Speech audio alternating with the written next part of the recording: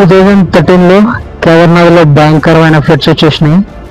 మౌంటైన్స్లో cloud bust అయిపోయి Mandakini river flow పెరగడంతో ఇక్కడ లోకల్స్తో ఫ్లడ్స్ గురించి మాట్లాడినప్పుడు ఒక ఇంట్రెస్టింగ్ స్టోరీ కూడా తెలిసింది. ఉత్తరాఖండ్లో ఒక దేవత ఉంది. ఆ దేవత పేరు దారిదేవి ఉత్తరాఖండ్కి అండ్ గంగోత్రి, యమునోత్రి, కేదార్నాథ్ అండ్ బద్రీనాథ్ ఈ చార్ధామ్ యాత్రలకి క్షేత్రపాలకురాలు.